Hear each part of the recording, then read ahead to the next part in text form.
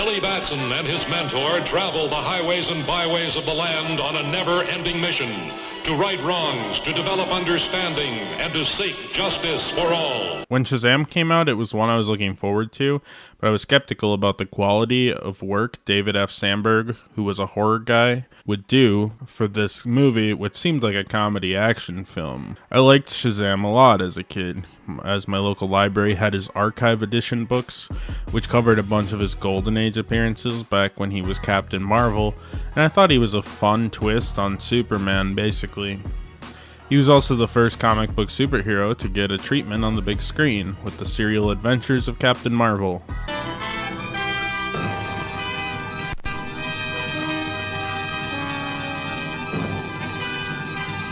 So I was pleasantly surprised when I went to see this in theaters and found it captured the spirit of the character's earlier, more lighthearted days pretty well with some modern twists. It was never a masterpiece, but a solid, fun superhero film for sure. Shazam began production in the early 2000s, with several rotating names from the industry attached at one time or another, including Joel Cohen, famous for tricking Bill Murray into working on his live-action Garfield film by confusing the actor into thinking he was the more famous Joel Cohen of the Coen brothers.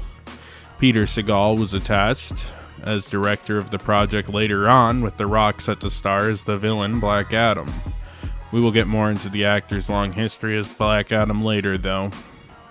After the success of The Dark Knight, the film's crew was put under pressure to make a darker film, at which point Geoff Johns took over writing duties with Bill Birch. For a while in 2010, it was considered that the movie would be retooled into a TV show for a primetime network, a la Marvel's Agents of S.H.I.E.L.D., which would premiere a couple years later. Nothing came of this, and the initial attempt at Shazam was put on ice after Man of Steel came out, with the producers citing the character's similarities to Superman.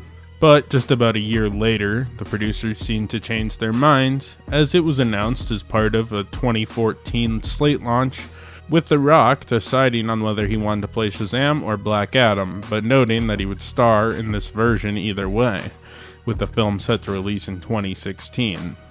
This, however, would also turn over during the DCEU slate announcement, which saw it moved to 2019. This is the pitch that ultimately finally came out of Shazam. In 2017, Sandberg came onto the project with Zachary Levi, and The Rock would leave the project and move over to his own film project, Black Adam, which again we'll get to eventually. The production beyond this point, however, was seemingly pretty smooth. Shazam starts off with the origin of Dr. Silva, who as a child was rejected by the wizard Shazam for being seen as not worthy. However, he was pulled into the wizard's dimension at a bad time, and when he was brought back, he accidentally caused his dad to crash his car, with his father being injured. But he got it into his mind that one day he'd find his way back to the wizard, and rather than taking him up on his offer to become Shazam, would take on the temptating powers of the 7 deadly sins, which ultimately caused him to lose his chance at Shazam's powers in the first place. Years later, we meet Billy Batson, who's a troubled orphan that finds himself going between foster homes constantly, and is obsessed with finding his mother, who he lost at a carnival as a child. After gaining the powers of the 7 sins from the wizard Shazam, Sivana intends to also take the powers of Shazam, but the wizard gives the power to Billy. Billy and his new foster brother Freddy learn the ins and outs of the new powers that Billy obtained, but this catches the attention of Sivana, who tracks down Billy and his family after capturing Freddy and interrogating him. Billy fights Sivana, but realizes that he will need to share his powers with his new family in order to be able to beat the threat that Sivana and the 7 sins present. The newly instated Shazam family fights and manages to beat the 7 sins and Sivana, and Billy Batson finally finds the family he's always yearned for. Billy Batson starts off as a street kid who does petty crimes and doesn't really know his place in the world following his mother leaving him as a kid. He jumps from foster home to foster home with a little direction, especially since he's having a hard time accepting that his mom wasn't able to take care of him and made the decision to abandon him. Eventually, Billy meets his new foster parents, Rosa and Victor, along with the fellow foster kids, and it seems Billy is destined to repeat the trend once again, but Rosa and Victor don't want to give up on Billy as easily as everyone else has. After Billy's chance encounter with Shazam that granted him his powers, he starts growing slightly more secure in his new family, becoming really close to Freddy, and having moments with the rest of the family. Freddy helps Billy understand his powers better, but they don't necessarily know how to use them responsibly at first. Today is December 8th, and this is video proof of authenticity. Shoot him again. Oh, yeah, here. Go, both of you, come on, go to town. Eventually, with the help of Mary and Eugene, Billy finds his mother, but she seems to be a little unstable, so Billy realizes perhaps it's best he moves on, and that family can be more than just the blood in his veins. It's a pretty good moment when Billy hands her the compass she gave him that meant so much to him. She had no idea what it was. What's this? Marilyn, what's going on out there? It's a really sad moment, but it kind of just shows that certain things might mean everything to you and nothing to someone else, and I think it was the eventual push to get Billy to move on with his new family. Billy eventually saves his family and puts trust into them, sharing his powers with them. Billy doesn't have a super deep arc, and it's pretty easy to follow, but it's cute, and for this kind of superhero movie, which is relatively small scale and more of a fun character story, it doesn't really bother me that it isn't the deepest arc in the world. Asher Angel does a pretty good job selling the performance, even though at first I really disliked him. Eventually I came around to him a bit. Zachary Levi, on the other hand, plays it a little more cartoony and almost feels like a different character entirely at points. That tastes like actual vomit. When he's in his Shazam identity, he's a lot less nihilistic and far more animated. I think that's to play up the kid in the adult body thing, but it's a little odd and kind of makes you forget these are the same character at points. Dr. Savannah is in a similar situation to Billy in a lot of ways, though, unlike Billy, he isn't pure of heart and never had a proper support system like Billy would eventually find. While Savannah did have a family, they were cold to him and probably contributed to sending him down the path he ultimately chose. Your father thinks you're weak. Show him your power. We also have the Wizard, who came in and tested Savannah but held him back from the Shazam powers and threw him in a situation that saw his father injured, which they blamed on him and caused Savannah to be further outcasted. By the time Savannah finally got his revenge and gained the powers of the Seven Sins, he was too far gone to be saved. I think the movie could have done more with the villain, considering he so closely parallels Billy, but a lot of the plot lines are more hinted at than anything, with no real moment where Billy comes to the realization that he could have just as easily become Savannah if the cards fell differently. I also wouldn't have minded a bit of a join the dark side moment, so to speak. I think it would have been more poignant if then his family kind of reminded him why he needs to be responsible with his powers. I think the arcs in this film consistently go for the path of least resistance. The film does have a lot of good character moments. I just think I see potential plot lines woven throughout the plot that could have been expanded upon and better weaved into the story to have more importance. With that said, I think Savannah was pretty well portrayed in this film by Mark Strong, who a handful of years earlier played Sinestro in Green Lantern, and while he never got to play that villain to its full evil potential, I'm glad Shazam offered him a second chance to finally embrace a villain role in the DC universe. Freddy is probably the only other character I'm going to dive into on his arc, because while many characters have small arcs, focusing on them briefly as a way to add to Billy's primary arc, not many characters are as fleshed out as Freddy, with Jack Grazer pulling a lot of weight and probably having the most screen time of anybody in the film. Freddy feels a little unheard, and dreams of something more. When Billy gets his powers, Freddy, being really into superheroes, helps Billy discover what his powers can do. This causes some conflict with Billy as Freddy takes a bit too much ownership of Billy's powers, but with Freddy being disabled, it was a power fantasy and a dream come true. While Billy and Freddy go to blows at one point during the film, Billy and Freddy also get really close and realize they have more in common than they originally realized. I like Freddy. He probably relates to me the most, and Jack Grazer, I think, is the most consistent child actor in the film. Alright, you know what time it is. The overly long explanation of where every character comes from. The Marvel family, later renamed the Shazam family for legal reasons, was a superhero team consisting of several members who shared the powers of Shazam, with its members in the original Fawcett continuity being Captain Marvel, Mary Marvel, Captain Marvel Jr., Fat Marvel, Hill Marvel, Tall Marvel, Uncle Dudley, Mary Dudley, and Hoppy the Bunny. In the film, it maintained some of these characters and retrofitted others, modernizing the family and making it fit better into the tone of the DCEU, which is based largely off the New 52 reimagining of the Shazam family. Shazam first appeared in Whiz Comics number 2 and at the time was known as Captain Marvel and was Fawcett Publications' answer to Superman, except its creators imagined Captain Marvel as a POV character for the comic's core demographic back in the 1940s, children. So he invented Billy Batson, a child who could turn into Captain Marvel by yelling Shazam. Captain Marvel eventually eclipsed Superman in popularity, leading to a lawsuit that would end Captain Marvel's publication, and later lead to DC purchasing Fawcett and folding their comic lines into the multiverse, designating Captain Marvel's original continuity Earth S. Anyhow, after Crisis on Infinite Earths, Captain Marvel was renamed Shazam due to the Marvel Comics character that took the name Captain Marvel and folded it into New Earth, which was DC's new primary continuity post-Crisis and up to Flashpoint. The film and the comic have a similar origin, with Billy being a young orphan who meets the wizard Shazam and gains his powers. However, in the early comics, he was also a radio personality, kind of his version of Clark Kent reporter, which they cut since that plotline was a little bit strange, admittedly.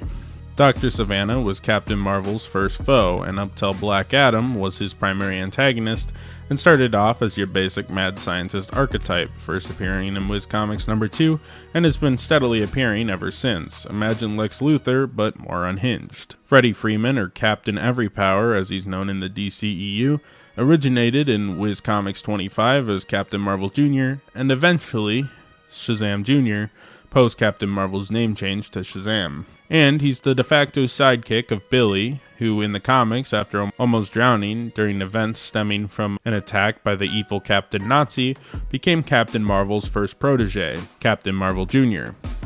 In the film, he gained his powers at the same time as the rest of the Marvel family, but in both continuities it was due to the fact that Shazam was able to share part of his powers with him. The Wizard Shazam is the wizard who gave Billy his powers, first appearing in Whiz Comics number 2, then dying in the same issue. I mean, the role is pretty unchanged from the comics. He teaches Billy about his powers, and then he dies.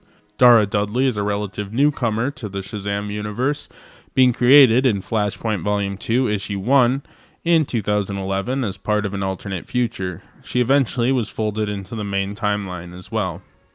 Her name is a reference to Uncle Dudley, and she's perhaps a reinterpretation of Mary Dudley from Earth S, who first appeared in Captain Marvel's Fawcett run. Mary Broomfold first appeared in Captain Marvel Adventures number 18, which I actually used to own until I sold my copy for rent money. I got a pretty penny off that book, though. Anyhow, originally she was actually Billy Batson's long-lost twin before being retconned into Mary Broomfold, his foster sister in more recent iterations of the character. She gained Shazam powers in the same way that Captain Marvel did and was the third member of the Shazam family. In the film, Mary gets her powers at the same time as the rest of the family and is the oldest sister in the family, acting as the voice of reason and trying to rein in the group. Eugene Choi is another member of the Shazam family and was introduced in 2011's Flashpoint Volume 2, Number 1. He has no direct parallel to any Golden Age member of the Shazam family and seems to be a totally original creation. Pedro Pina is another member of the Shazam family, introduced in Flashpoint Volume 2, Number 1. Pedro is noticeably overweight, which I think is kind of cool. Like Shazam family had become kind of a melting pot since DC transitioned to Prime Earth after the disconfiguration of New Earth post-Flashpoint. The original comics had people like Bunny Marvel or Fat Marvel, which were more or less gag characters. However, modern Shazam takes the concept of multiple Shazam to cool places, since it implies that anyone can be a superhero, which is kind of the point. Hence, Freddy has a physical disability, and Pedro is a little overweight. It's kind of cool. Mr. Mind makes a cameo appearance in this film and is played by director David F. Sandberg. He first appeared in Captain Marvel Adventures number 22 and was an evil genius caterpillar-like creature who was kind of like Lex Luthor if Lex Luthor was a caterpillar, being an evil genius and a scientist. They did a lot of weird, like, mad scientist Lex Luthor-esque roles in Shazam for some reason. He was so evil, he created his own supervillain team, the Monster Society of Evil, I shit you not, which included villains such as Black Adam, Captain Nazi, Dr. Savannah, and even Adolf Hitler himself. Again, I shit you not. That team was evil as fuck and would be a challenge for any superhero, I guess. Yeah, Fawcett Publications was really weird before DC bought their IPs. The cinematography was handled by Maximine Alexandre, who's mostly known for works in the horror genre. He was perhaps a fitting choice to work with Sandberg, given that they both have their roots in that genre. This film, much like Aquaman, opts for a less inspired cinematography, feeling more like Marvel's house style. It's serviceable, but I never really felt in awe of any of the cinematography. Like, I occasionally found myself in awe of things I was seeing in Aquaman, and it didn't really try to do anything too unique, like the early DCEU movies tried to do. Not bad, it's serviceable, but it's kind of the same thing as like those Marvel movies, which is serviceable, not too exciting. The strongest point of this film was probably the tone. It's often goofy and made me giggle. While there were some cheesy Marvel-esque quips, there's a lot of just goofy moments paired up with some sentimentality, making it a pretty strong movie for its target demographic, which seems to skew younger than the more serious Batman v Superman or Suicide Squad or anything like that.